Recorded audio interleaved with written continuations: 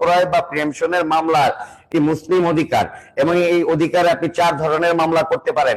কৃষি জমির ক্ষেত্রে আপনি রাষ্ট্রীয় অধিগ্রহণ ও প্রজাস্বত্ব আইন সংশোধনী 2006 1950 এর 96 ধারা মতে মামলা করতে পারেন।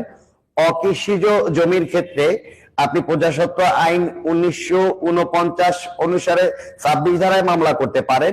এছাড়া মুসলিম আইনের অধীনে অগ্রক্রয়ের মামলা হতে পারে। বন্টন আইনের 4 ধারায় অবিভক্ত বাড়ির সম্পত্তির ক্ষেত্রেও অগ্রক্রয়ের মামলা হতে পারে। তবে এই কথা মনে রাখা উচিত যে দান, সদকা, ওয়াকফ, মিরাস, উইল স্থায়ীভাবে ইজারা থেকে কারো অগ্রক্রয়ের অধিকার উৎপত্তি হতে পারে না। অগ্রক্রয়ের মামলার ক্ষেত্রে আপনাকে যে বিষয়টি মনে রাখা উচিত যে এই মামলাটি করার জন্য অবশ্যই শরিক বা ওয়ারিশ হওয়া বাধ্যতামূলক না। আপনার পাশের জমি যদি কেউ বিক্রি করতে চায়, আপনার পাশের জমি বিক্রি করতে চাইলে শান্তিপূর্ণভাবে বসবাসের স্বার্থে আপনি সেই জমি ক্রয়ের অধিকার রাখেন। তবে এক্ষেত্রে অবশ্যই তামাদি আইন 1908 এর অনুচ্ছেদ অনুযায়ী 1 বছরের মধ্যে অগ্রক্রয়ের মামলা দায়ের করতে হবে।